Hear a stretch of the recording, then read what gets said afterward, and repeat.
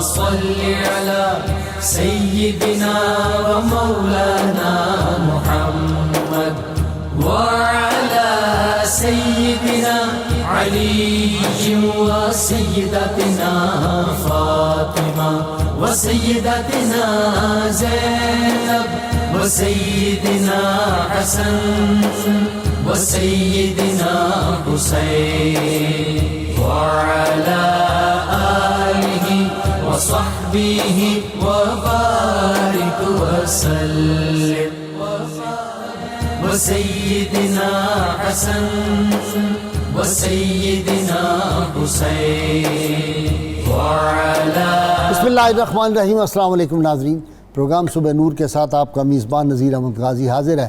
ناظرین کرام، حضرت ابو انیس محمد برکت علی صاحب رحمہ اللہ کی مشہور تالیف اسماء النبی الکریم صلی اللہ علیہ وآلہ وسلم سے ایک اسم مبارک پڑھنے کی سعادت حاصل کر رہا ہوں۔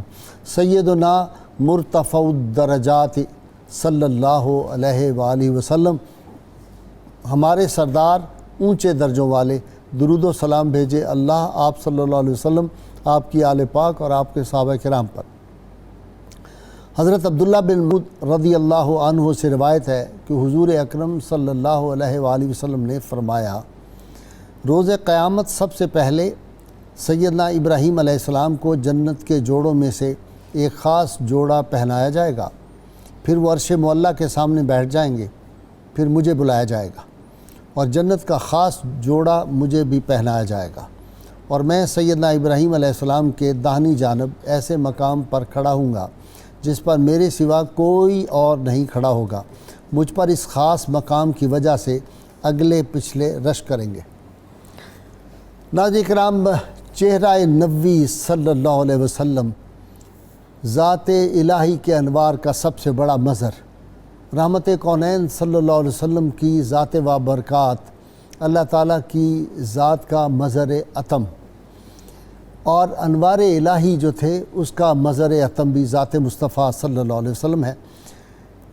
ناظرین کرام، آج ہمارا موضوع ہے صبغۃ اللہ ومن احسن من اللہ صبغۃ ونحن لہ عابدون۔ ہم پر اللہ کا رنگ چڑھا ہے، اور کس کا رنگ خوبصورت ہے اللہ کے رنگ سے؟ ہم تو اسی کے عبادت گزار ہیں۔ یہ قرآن حکیم میں اللہ تعالیٰ نے کہا کہ ہم پر اللہ کا رنگ چڑھا ہے، یہ رحمت کونین صلی اللہ علیہ وسلم کی زبان پاک سے کہلوایا گیا۔ اور اللہ سے بڑھ کے رنگ کس کا ہے؟ اور پھر اس رنگ کا جب وہ رنگ کسی کو عطا ہو جاتا ہے، جب انوار الہی عطا ہو جاتے ہیں، جب ایک ذات جو تھی وہ مظہر اتم بن گئی اللہ کے انوار کا، تو پھر تبھی ایک موقع پر ارشاد فرمایا ایکم مثلی، تم میں کون میری مثل ہے؟ اور ایک موقع فرمایا من رانی فقد رال حق، جس نے مجھے دیکھا اس نے گویا حق کو دیکھ لیا۔ اور پھر اسی لیے رب تعالیٰ نے ایک موقع پر فرمایا کہ اب یہ جو میرے انوار کا مظہر اتم ذات ہے، اگر تم نے اپنے اوپر رنگ چڑھانا ہے مومنوں، آنے والے لوگوں، اور اگر تم نے رنگ چڑھانا ہے تو تمہیں کیا کرنا ہوگا؟ لَقَدْ كَانَ لَكُمْ فِي رَسُولِ اللَّهِ أُسْوَةٌ حَسَنَةٌ۔ پھر تم یہ سراپا اپنے سامنے رکھو گے تو اس رنگ میں رنگے جاؤ گے۔ اللہ کے رنگ میں رنگا وہی جائے گا جو اس راستے سے، جو اس سراپا کو، اس ایک کائناتی اسوہ کو اپنے سامنے رکھے گا اور اس سے اکتساب فیض اور اکتساب نور کرے گا۔ اور پھر وہ رحمت اللہ عالمین کی ذات پاک پھر جب انوار الہیہ میں گم ہو جاتی ہے، تو تبھی ایک موقع پر ارشاد ہوتا ہے جب سیدہ عائشہ کہتی ہیں میں عائشہ ہوں، تو ان سے پوچھا جاتا ہے کون عائشہ؟ یہ ہے وہ اللہ تعالیٰ کے انوار میں گم ہو جانا۔ اور پھر ناظرین کرام، جن لوگوں نے وہاں سے انوار الہیہ جو تھے ذات مصطفیٰ صلی اللہ علیہ وسلم سے جنہوں نے انوار پھر اکتساب نور کیا، پھر اللہ تعالیٰ نے ان کو کیسی قوتیں عطا کر دی ہیں۔ پھر وہ جو علامہ اقبال کہتے ہیں نا کہ ہاتھ ہے اللہ کا بندہ مومن کا ہاتھ، غالب و کار آفری کار کشاؤ کار ساز، یا دو عالم سے کرتی ہے بیگانہ دل کو، عجب چیز ہے لذت آشنائی۔ یہ لذت آشنائی تبھی ملتی ہے جب اللہ کا رنگ چڑھتا ہے۔ تو اس لیے آج ضرورت ہے صبغت اللہ، اپنے قلوب اذہان پہ وہ رنگ چڑھایا جائے۔ اللہم صلی علی سیدنا و مولانا محمد وعلی سيدنا علي وسيدتنا فاطمة وسيدتنا زينب وسيدنا حسن وسيدنا حسين وعلى آله وصحبه وبارك وسلم. اللهم صل على سيدنا ومولانا محمد وعلى سيدنا علي وسيدتنا فاطمة وسيدتنا زينب وسيدنا حسن وسيدنا حسين وعلى آله وصحبه وبارك وسلم. جی ڈاکٹر صاحب صبغت اللہ، یہ جب لفظی آتا ہے تو ایسے لگتا ہے کہ کوئی نور کا ایک فوارہ سینوں کی طرف بڑھنا شروع ہو جاتا ہے، ایسی بات ہی؟ بالکل ٹھیک ہے. غازی صاحب بنیادی طور پر یہ لفظ قرآن مجید میں جہاں استعمال ہوا ہے، اگر ان آیات کا سیاق و سباق دیکھ لیا جائے تو اس کا معنویت اور اس کی افادیت کو متعین کرنا آسان ہو جائے گا. قرآن مجید کی ان آیات سے پہلے یہ ہے کہ یہودیوں کی اور صحابہ کی جب آپس میں ملاقات ہوتی تھی تو وہ صحابہ کو کہتے تھے آپ یہودی اور نصرانی ہو جائیں. صحابہ ان کو کہتے تھے کہ آپ اگر ہمیں یہ کہیں کہ ملت ابراہیمی پر آ جاؤ تو وہ حضرت ابراہیم علیہ السلام چونکہ شرک کی امیزے سے محفوظ تھے، تمہارے اندر شرک کی امیزشی ہے، اس بات پر تو ہم دھیان کر سکتے ہیں. فتب ملت ابراہیمی کا فیض ہمیں بھی ملا ہوا ہے. ہاں اگر تم نے آنا ہے سیدھی راہ پر پھر تم ہماری طرح ایمان لے آؤ جس طرح ہم ایمان لے آئے ہیں. تو پھر صحابہ نے ان کو کلیئر کیا کہ ہم ایمان لاتے ہوئے حضور نبی اکرم صلی اللہ علیہ وسلم کی لائی ہوئی ہدایت پر بھی ایمان لائے اور آپ سے پہلے جتنے بھی انبیاء گزرے ہم سب پر ایمان لائے ہیں. تم اگر ہماری طرح ایمان لے آؤ تو تمہیں وہ صبغت اللہ مل جائے گا. اور یہ جو صبغت اللہ ہمیں حاصل ہے ایمان کی شکل میں اور تقوی کی شکل میں، جس طرح پھر آپ نے اشارہ کیا کہ صبغت اللہ کا تو کامل مظہر حضور نبی اکرم صلی اللہ علیہ وسلم کی ذات گرامی تھی، کامل و اکمل. کامل و اکمل، ہاں، اور اکمل سے اکمل، اکمل سے اکمل، اور آسن سے آسن. میں سوچتا تھا کہ آسن اور اکمل جو ہے ان سے بڑا کوئی لفظ ہونا چاہیے سارا راستہ میں گھر سے آتے ہوئے. پھر میں نے کہا نہیں، آسن سے آسن، اکمل سے اکمل، کامل سے کامل.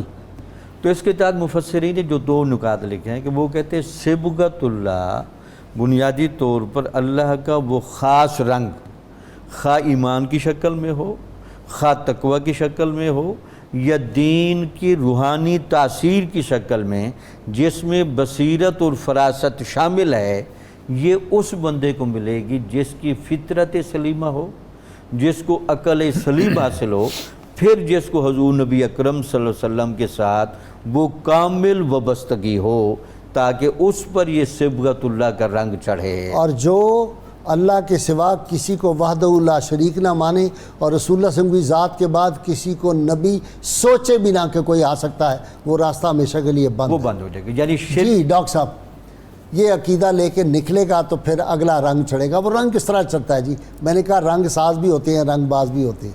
رنگ سازوں کی آج بات جی غازی صاحب عرض یہ ہے کہ جیسے آپ نے ارشاد فرمایا کہ توحید اور رسالت کو جمع کریں تو صبغت اللہ بنتا ہے. یعنی صبغت اللہ فی الاصل ہے دین اسلام، جس طرف جامی صاحب نے بھی بڑی تفصیل سے اشارہ فرما دیا کہ اللہ رب العزت نے انسانیت کو فطرت پہ پیدا کیا. دین آپ کا مزاج بن جائے، دین کے آپ کی زندگی بن جائے. جی غازی صاحب جس طرح کپڑے کو رنگ سے نکالتے ہیں نا، تو اس کا کوئی حصہ اس رنگ سے خالی نہیں رہ جاتا.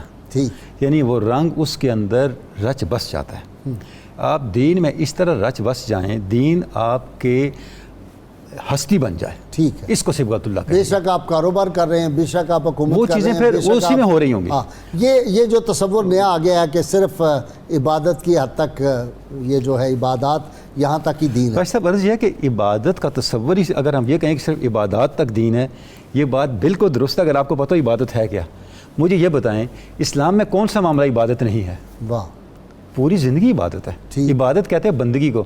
کیا بندہ کسی وقت بندگی سے خالی ہو سکتا ہے؟ واہ، عبادت عبد سے ہے نا، یعنی آپ اپنا عبد ہونا اللہ کے سامنے اسٹیبلش کرتے ہیں. ٹھیک. تو پوری زندگی عبادت بن جائے. ٹھیک. تو صبغۃ اللہ کا مطلب یہ ہے کہ آپ اللہ کی اطاعت میں اتنے گم ہو جائیں، اتنے فنا ہو جائیں کہ آپ کے شعور کا، آپ کے عمل کا اور آپ کی ہستی کا کوئی پہلو اس سے خالی نہ رہے. جو آپ نے ارشاد فرمایا اب یہ ہو کیسے؟ بھائی صاحب عرض ہے کہ اب ذات حق کی قربت کیسے حاصل ہو؟ ایک راستہ فکر کا ہے اور ایک راستہ ذکر کا ہے. ٹھیک ہے. اچھا، صوفیان اس پہ بڑا کلام کیا ہے. حضرت شاہ عبدالحق محدث دہلوی بڑے پیاری بات ارشاد فرماتے ہیں کہ جو عقل کا راستہ ہے وہ بحث اور تحقیق کا راستہ ہے، اور جو ذکر کا راستہ ہے، ایمان کا راستہ ہے، وہ تسلیم اور تصدیق کا راستہ ہے. یعنی آپ سر تسلیم ہم کرتے ہیں، تسلیم اور رضا کا بھی. تسلیم رضا ایک ہی چیز، اور تصدیق کا راستہ یعنی آپ اس کے بعد کوئی سوال آپ کے دل میں باقی نہیں رہتا. یعنی جب آپ عقل کے ذریعے سے چلتے ہیں تو آپ سوچ و بچار کرتے ہیں، اللہ کی آیات میں تفکر کرتے ہیں، کائنات میں تفکر کرتے ہیں، آپ کے اندر ایک پہچان پیدا ہوتی ہے. لیکن جو ذکر کا راستہ ہے غائی صاحب، اس میں کمال یہ ہے کہ فَاذْكُرُونِی أَذْكُرْكُم.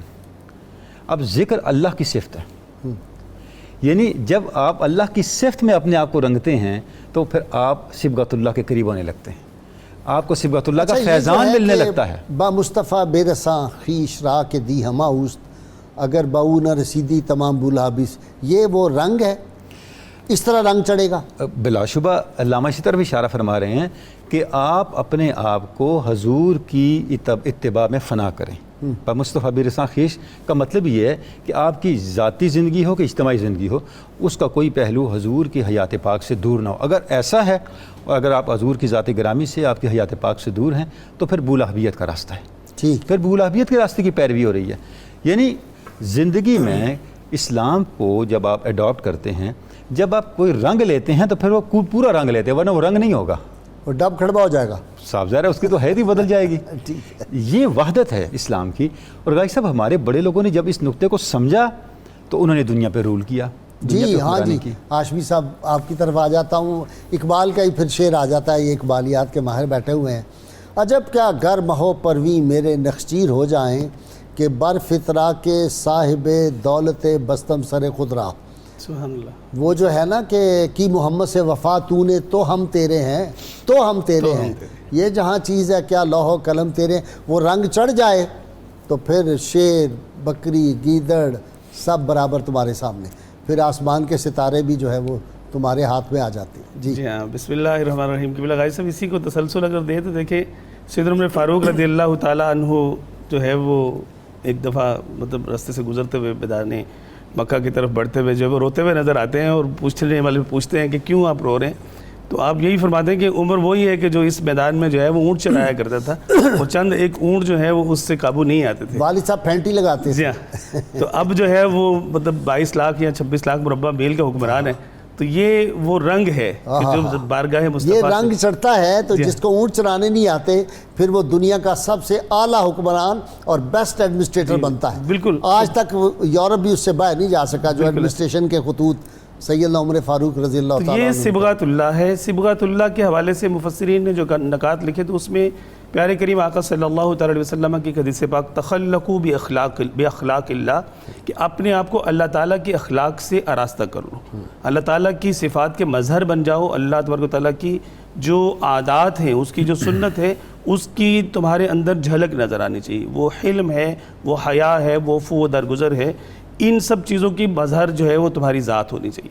جب یہ سب چیزیں انسان کے باطن میں، کہ فرمایا کہ دل جو ہے یہ ایک سفید کاغذ یا سفید کپڑے کی مثل ہے، اس پر جب اللہ تعالیٰ کا رنگ چڑھ جاتا ہے، وہ رنگ جب چہروں سے عیاں ہوتا ہے تو پیارے کریم آقا صلی اللہ تعالیٰ علیہ وسلم ارشاد فرماتے ہیں کہ اللہ تعالیٰ کے جو بندے ہیں وہ ایسے ہیں اذا رؤوا ذکر اللہ، کہ جب تم ان کا چہرہ دیکھتے ہو تمہیں ان کا چہرہ دیکھنے سے اللہ موجود ہوتا ہے، تمہیں اللہ یاد آ جاتا ہے کہ ان کی مجلس میں پہنچتے ہو تم اللہ کا ذکر کرنے والے بن جاتے ہو، ان کی مجلس میں پہنچتے ہو خیر حاصل کرنے والے بن جاتے ہو. ان کی صحبت جو ہے وہ تمہارا باطن درست کرنا شروع کرتی ہے، تمہارے اوپر وہ رنگ جو ان پر چڑھا ہوا ہے وہی رنگ تمہارے اوپر چڑھنا شروع جو کہتے ہیں خربوزے کو دیکھ کے رنگ پکڑتا ہے، مطلب ایک تمثیل ہے، لیکن جب اللہ والوں کی مجالست اختیار کی جاتی ہے تو ان پر صبغۃ اللہ موجود ہوتا ہے، وہ صبغۃ اللہ ادھر آنا شروع ہو جاتا ہے۔ بہاؤالدین شاہ نقشبند جس کو نگاہ کرتے تھے اس کا قلب پہ ذکر شروع ہو جاتا تھا اور اس کے دل پہ اللہ لکھا جاتا۔ جی بالکل ایسی،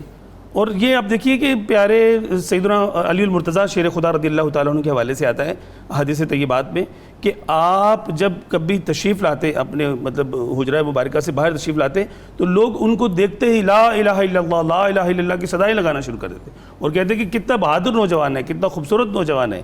ان پر وہ صبغۃ اللہ کا جو جبال ہے، جب اس کی رعنائیاں لوگوں کے دلوں پر اس کی شعائیں منعکس ہوتی تو لوگ جو ہے ان کی زبانوں سے خود بخود لا الہ الا اللہ کے جو ہے وہ نغمے جاری ہو جاتے تھے۔ جی ڈاکٹر صاحب، جب وہ یہ حاصل ہو جاتا ہے، صبغۃ اللہ کا رنگ چڑھ جاتا ہے، پھر آنکھ جھپکنے میں تاج بھی اور تخت بھی سارے اٹھا کے کئی سینکڑوں میل دور سے وہ ایک پلک جھپکنے میں آ جاتے ہیں۔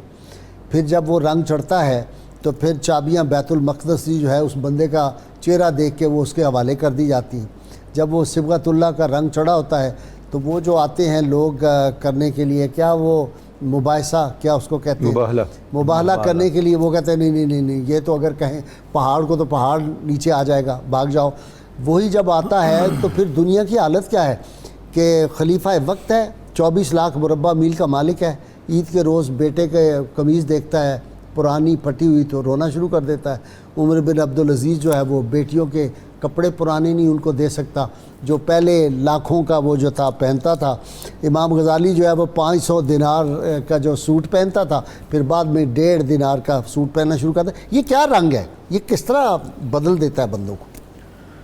غازی سے بنیادی طور پر یہ جو دین اسلام اور حضور نبی اکرم صلی اللہ علیہ وسلم کی خاص نسبت کے فیض سے جب ایک مومن بندے پر رنگ چڑھتا ہے تو باطن میں تو اس پر بصیرت اور فراست لے کے آتا ہے۔ اتقوا فراست المومن فإنہ ینظر بنور اللہ، ٹھیک، مومن کی فراست سے ڈرو، وہ اللہ کے نور کی مدد سے دیکھتا ہے۔ کہ ہمیں پاکستان کے حوالے سے اگر بات ہو جائے، پاکستان جب بننے کا ماحول بن رہا تھا تو ابوالکلام آزاد کی اور پیر مہر علی شاہ صاحب کی کوئی گفتگو ہوئی، ٹھیک، اس گفتگو اور مکالموں میں یہ بات سمجھ آئی کہ وہ کہتے تھے جی عقل کے دلائل سے تو قیام پاکستان کا ہونا اور پھر اس کے اوپر فوائد کا مرتب ہونا ہمیں نظر نہیں آتا۔ تو پیر مہر علی شاہ صاحب رحمۃ اللہ علیہ نے فرمایا کہ یہ بصیرت کا مسئلہ نہیں، یہ بصارت کا مسئلہ نہیں، یہ بصیرت کا مسئلہ ہے۔ حضور نبی اکرم صلی اللہ علیہ وسلم نے خود اپنے بارے میں گارنٹی دی، وَعَلَى بَصِيرَةٍ أَنَا، میں ایک خاص بصیرت پر فیض کر کے بھیجا گیا ہوں، وَمَنِ اتَّبَعَنِي، جو میرا اتباع کرے گا اس کو بھی یہ بصیرت ملے گی۔ غازی سے بصیرت اور فراست کی بنیاد پر غیب تک کے امور منکشف ہوتے ولی کے سامنے، تو اس کے سامنے کوئی چیز راز نہیں رہتی، وہ لوہے، یہ تو ہے اس کے علم کی سطح۔ جہاں تک تعلق ہے اس کے تصرف کی، اور جن پہ زیادہ رنگ چڑھتا ہے وہ کہتے ہیں ساکِ عرش کو میرا ہاتھ چھو رہا ہے۔ بالکل ٹھیک۔ اور وہ کیا ہے کہ کیا ہے، مجھ سے سوال پوچھو بار سلونی اما شئتم، سلونی اما سلونی بار مجھ بار، سے جس بارے میں تم چاہتے ہو سوال تو سرا کی گہرائی بھی نظر آ رہی ہے، بالکل، اور یہ سریا کی بلندیاں اور ساکِ عرش کو ہاتھ پہنچ جاتا ہے۔ کمال ہے یہ تو بصیرت و فراست۔ پھر اس کا ایک مظہر ہوتا ہے سطوت، تسلط اور ظاہری حکمرانی بھی۔ یہ ان کو صبغۃ اللہ کا رنگ ملا، ان کو ظاہری حکمرانی بھی ملی۔ اب ظاہری حکمرانی 3 بر اعظموں پہ حکومت ہوئی، دلوں پر حکومت کی۔ اللہم صلی علی سیدنا و مولانا محمد وعلی سیدنا علی و سیدتنا فاطمہ و سیدتنا زینب و سیدنا حسن و سیدنا حسین وعلی وصحبه وبارك وسلم اللهم وصل على سيدنا ومولانا محمد وعلى سيدنا علي وسيدتنا فاطمة وسيدتنا زينب وسيدنا حسن وسيدنا حسين وعلى آله وصحبه وبارك وسلم.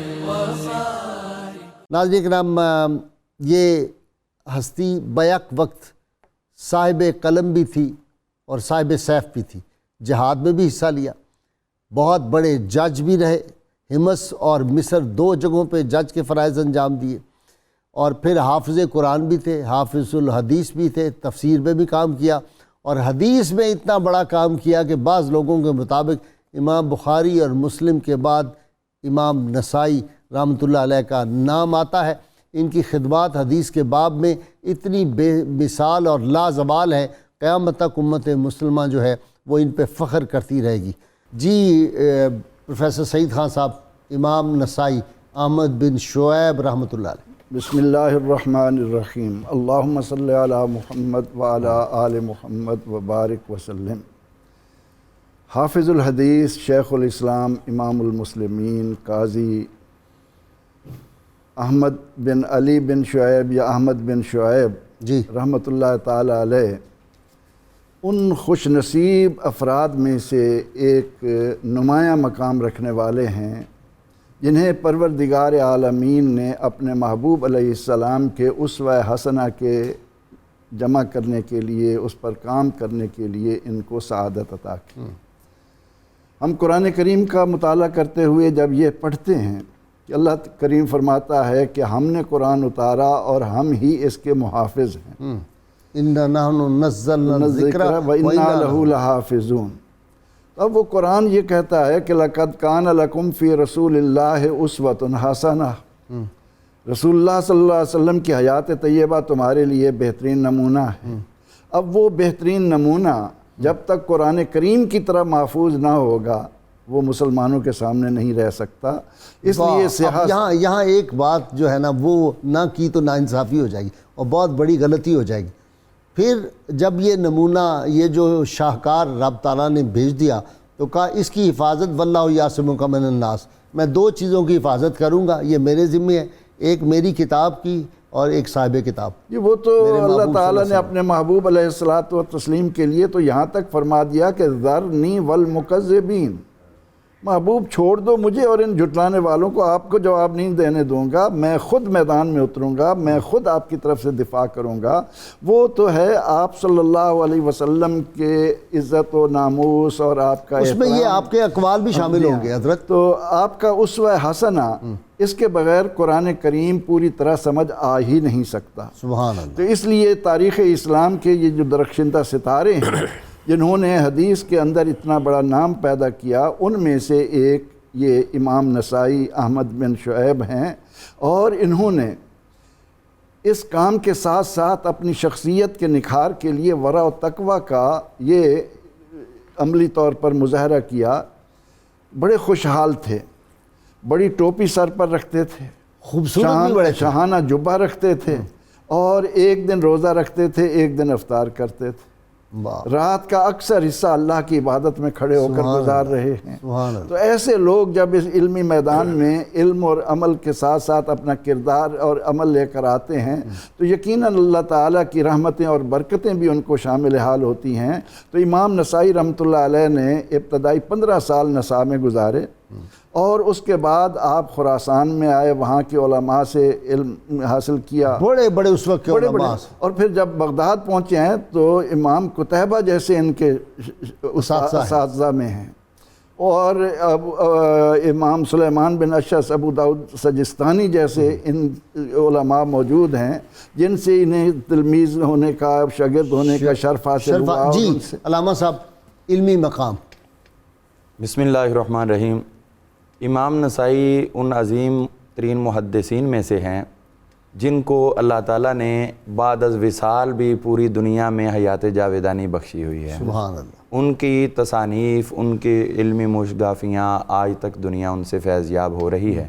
جہاں تک آپ کے علمی مقام کی بات ہے تو آپ نے جس طرح اس دور میں، چونکہ وہ دور علم حدیث کی اشاعت کا انتہائی سنہری دور تھا اور ہر محدث اپنے طور پر جو اس کو وسائل پہنچ رہے تھے اس کے مطابق وہ محنت کر رہا تھا، تو امام نسائی بھی کسی سے پیچھے نہیں رہے.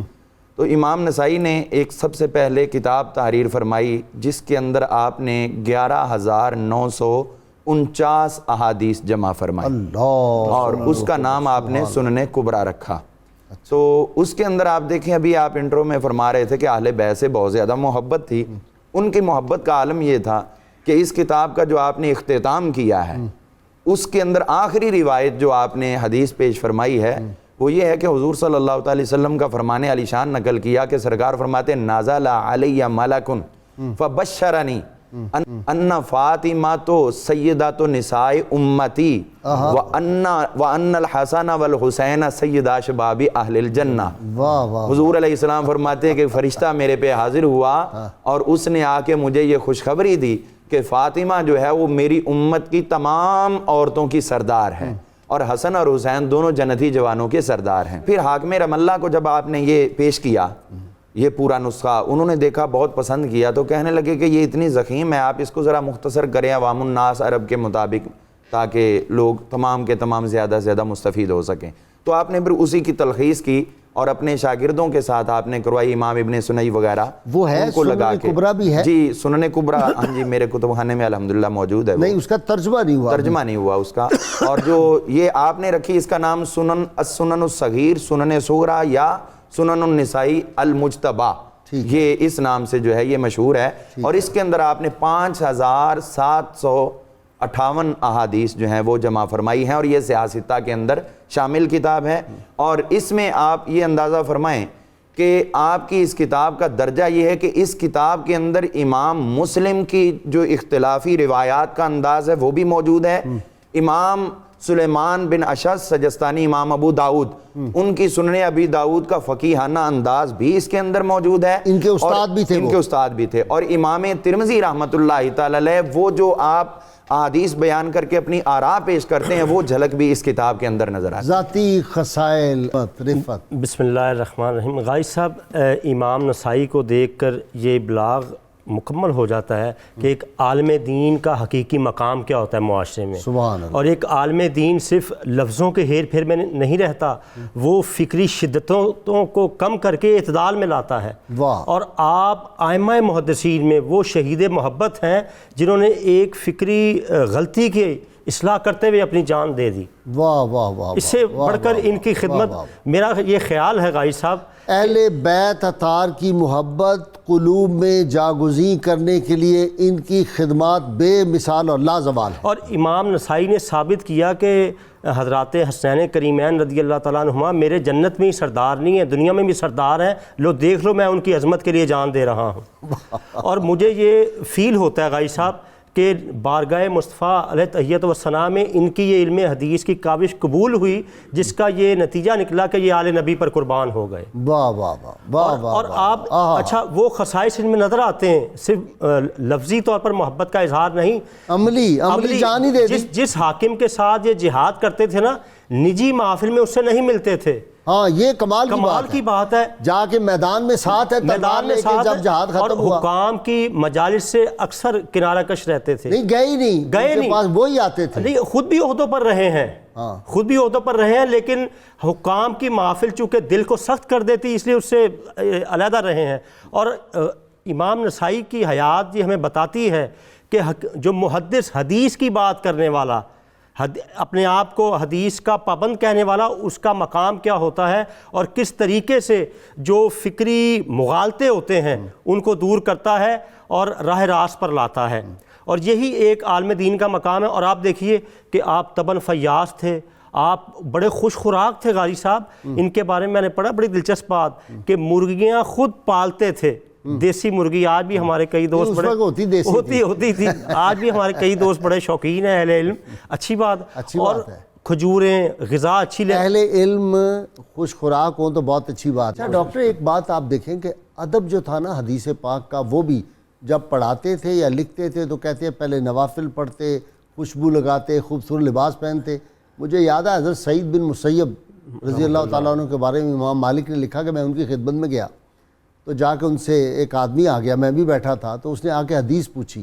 تو آپ لیٹے ہوئے تھے، آپ اٹھ کے بیٹھے اور بیٹھ کے آپ نے دوبارہ وضو کیا اور اس کے بعد آپ نے حدیث پڑھی. تو اس نے کہا حضرت آپ نے تکلیف فرمائی، آپ لیٹے لیٹے بتا دیتے. انہوں نے کہا نہیں، حدیث رسول کا یہ ادب ہے، لیٹے لیٹے نہیں بیان ہو سکتا، وضو کر کے. اور یہ جو محدث امام مالک نہیں، ہمارے فیصل آباد والے مولانا سردار رحمۃ اللہ ان کے بارے میں بھی کہتے ہیں کہ جب حدیث پڑھنے لگتے تھے تو پہلے وضو کرتے، غسل کرتے، خوشبو لگاتے، پھر وہ آ کے بیٹھتے. غازی صاحب یہ تو احترام تھا نا کہ نبی کریم علیہ السلام کی حدیث بیان کرنے کا.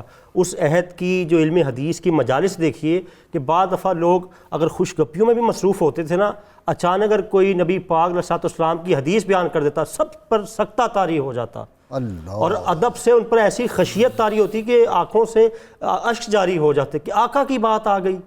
اور دیکھیں کتنا ادب، اور یہ اس ادب کا بھی نتیجہ ہے. اور آپ ابھی غازی صاحب بات کر رہے تھے حکمرانوں کے حوالے سے. حضرت امام نسائی علیہ رحمہ نے ملک شام میں کن لوگوں کے سامنے اظہار حق کیا؟ وہ اہل ارباب ہی تھے کہ جن کے سامنے بالکل ایک حق و صداقت کا بیان فرما رہے ہیں.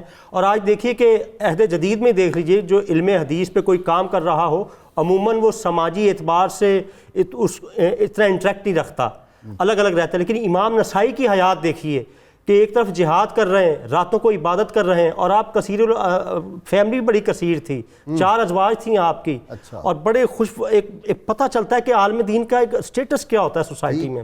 اللہم صلی علی سیدنا و مولانا محمد وعلی سیدنا علی و سیدتنا فاطمہ و سیدتنا زینب و سیدنا حسن و سیدنا حسین وعلی آلہ وصحبہ وبارک وسلم. اللہم صلی علی سیدنا و مولانا محمد وعلی سیدنا علی و سیدتنا فاطمہ و سیدتنا زینب و سیدنا حسن و سیدنا حسین وعلی آلہ وصحبہ وبارک وسلم.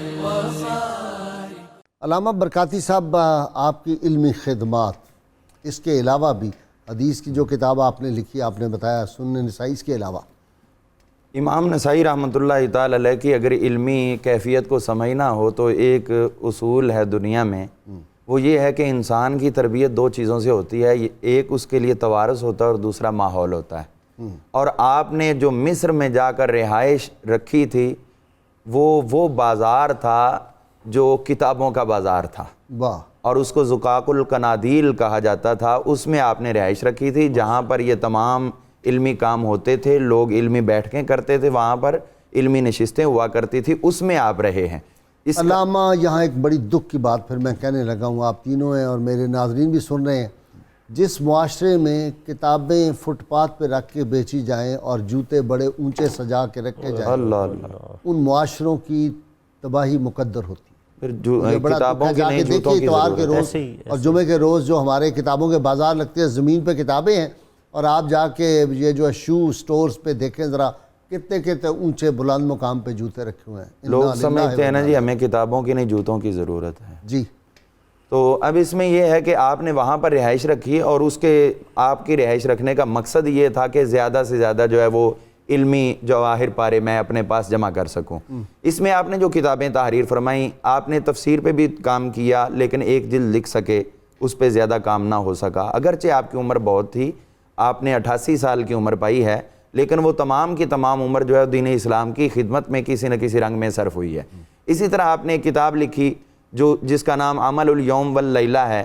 یہ کتاب جو ہے آپ نے تمام کتاب کے اندر حضور صلی اللہ علیہ وسلم کے لمحہ بلمحہ لحظہ بلحظہ جو آپ کے معاملات تھے جو دن اور رات کے ان کو آپ نے بیان کیا, اور خاص طور پر دعائیں جو ہیں اس کے اندر آپ نے کثرت سے بیان فرمائی ہیں. اور اسی سنت میں آپ کے شاگرد امام ابن سنی رحمۃ اللہ علیہ انہوں نے بھی ایک کتاب لکھی, انہوں نے بھی اس کا نام عمل الیوم واللیلہ رکھا. اسی طرح آپ نے جو حضرت سیدنا مولا علی مرتضیٰ شیر خدا کرم اللہ تعالیٰ وجہ الکریم کی شان میں لکھی خصائص علی, اس میں 194 روایات جو ہیں وہ آپ نے ذکر فرمائی ہیں, اور وہ تمام کی تمام حضرت سیدنا مولا علی مرتضیٰ شیر خدا کی شان میں ہیں. تو اسی طرح جو ہے وہ آپ نے اس کے علاوہ بھی اور بہت سی کتابیں لکھی ہیں, لیکن ہر کتاب کے اندر ایک چیز ہمیں ضرور نظر آتی ہے کہ امام نسائی جو بھی روایت دیتے ہیں وہ سنی سنائی نہیں بلکہ اپنی سند سے روایت دیتے ہیں. ٹھیک, یعنی اپنا جو ہے نا وہ تحقیق ہوتی ہے, اپنے طرق جو ہے وہ مکمل حضور صلی اللہ علیہ وسلم کی ذات گرامی تک پہنچاتے ہیں, اور آپ جو ہے وہ بالواسطہ جو واسطے ہیں وہ سارے ذکر کرتے ہیں. اس کے علاوہ امام نسائی رحمۃ اللہ تعالی علیہ آپ کی جو علمی کیفیات ہیں اس میں بھی آپ نے جو احادیث ہیں کثرت سے آپ, بلکہ 4 جو ائمہ حدیث جن کو حفاظ کا اعلیٰ درجہ حاصل ہے ان 4 میں ایک آپ بھی ہیں. کثرت سے آپ حدیثوں کے حافظ تھے, لیکن آپ نے جس قدر روایات نسائی شریف کے اندر جمع فرمائی ہیں وہ ساری کی ساری انتہائی احتیاط سے, اور جس حدیث کو آپ نے صحیح درجے کی سمجھا ہے اس کو آپ نے ذکر کیا ہے. بلکہ سنن نسائی کبریٰ کے اندر حسن درجے کی بھی تھیں, اور یہ نسائی صغریٰ جو ہے یا مجتبیٰ اس کے اندر آپ نے وہ درجہ نکال کے حسن والا نکال کے صحیح درجے کی احادیث ذکر کی. امام ذہبی رحمۃ اللہ علیہ کا فرمایا کرتے تھے کہ امام مسلم سے زیادہ یہ حافظ الحدیث ہے. اور ایک غازی صاحب بات جو ہے وہ ہمارے لیے قابل غور ہے, امام نسائی رحمۃ اللہ علیہ کے حوالے سے سیر و اعلام النبلاء کے اندر انہوں نے ایک جملہ لکھا ہے کہ یہ شیخ الاسلام تھے. واہ سبحان اللہ. تو شیخ الاسلام انہی کو جچتا ہے, کیا بڑے لوگ تھے جی, سبحان تو اسی طرح امام حاکم رحمۃ اللہ علیہ جو صاحب مستدرک, ہاں جی صاحب مستدرک ہیں, امام بیہقی کے استاد ہیں, دیگر کے 12 ائمہ کے, تو وہ ایک مقام پہ لکھتے ہیں کہ اگر امام نسائی جو ہے وہ ہمارے دور میں ہوتے تو میں ان کی شاگردی ضرور کرتا. سبحان. اچھا جی پروفیسر صاحب ایک بات غور کریں کہ شافعی کہتے ہیں یہ شافعی تھے, اور حنبلی کہتے ہیں یہ حنبلی تھے. یہ بڑی بات ہے, ہمارے ہاں تو ہم اپنی صفوں سے نکال دیتے ہیں. بعض نے انہیں حنفی بھی کہا ہے, اور ابن تیمیہ ان کو حنبلی کہتے ہیں, اور بعض نے شوافی. لیکن اس ضمن میں نے جس حد تک ان علماء کو پڑھا ہے یہ خود مجتہد ہیں. ان کے درمیان یہ چیز جو آج ہم نے فرقہ واریت کے نام پر, تعصب کے نام پر لوگوں میں ڈال دی ہے, ان میں نہیں تھی. اب جو لوگ کہتے ہیں کہ جی وہ شافعی تھے, وہ امام ابو حنیفہ رحمۃ اللہ علیہ کا مسئلہ جب انہوں نے بیان کیا ثلاثت و قروء, تو انہوں نے وہاں پر اس سے وہی چیز مراد لی جو امام ابو حنیفہ رحمۃ اللہ علیہ لیتے تھے. تو اس لیے اس کی بنا پر ان کے لیے کہا حضرت وہاں تعصب کہاں ہونا تھا. امام شافعی جاتے ہیں امام اعظم ابو حنیفہ کے مزار پاک پہ, جب کوئی مشکل پیش جاتی ہے دعا وہاں جا کے مانگتے ہیں, وہاں نماز بھی انہی کے اعتبار سے انہی کے طریقے سے ادا فرماتے ہیں کہ اتنے بڑے امام کے سامنے مجھے شرم آتی ہے. تو ظاہر ہے کہ جی وہاں پر وہ نماز بھی اسی فقہ حنفی کے مطابق کرتے تھے, اور یہ ان کا باقاعدہ مشہور ہے کہ مجھے جب بھی کبھی کوئی مشکل پیش آئی میں نے ارادہ کیا امام ابو حنیفہ رحمۃ اللہ علیہ کے مزار کی زیارت کا, تو اللہ تعالیٰ نے میری مشکل حل کر دی. اور پھر امام نسائی رحمۃ اللہ علیہ کے حوالے سے ہمیں ایک بات ذہن میں رکھ لینی چاہیے کہ سیدنا علی مرتضیٰ کرم اللہ وجہہ کی محبت حضور کی محبت ہے, حضور کی محبت اللہ کی محبت ہے. سبحان اللہ. انہوں نے ایسے ہی نہیں مار کھائی, وہاں ان کے سامنے علمی طور پر ایک خزانہ ہے. اس لیے میں یہ دعوت دوں گا ان احباب کو جو احادیث کا مطالعہ رکھنے کا دعویٰ رکھتے ہیں, جو یہ کہتے ہیں کہ علم حدیث میں ہمارا بڑا مقام ہے, ہم نے بہت کام کیا ہے, تو ان سے میں عرض کروں گا کہ امام نسائی سے تو آپ آگے نہیں گئے.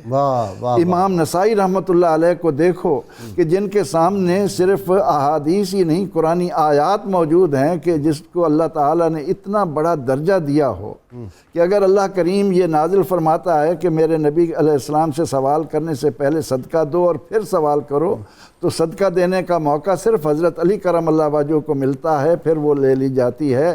اگر وہ 1 دینار دن میں, 1 رات میں, ایک چھپا کر ایک ظاہر کر کے کرتے ہیں تو اللہ تعالیٰ ان کی تعریف کرتا ہے ينفقون اموالهم باللیل والنہار سرا وعلانیۃ.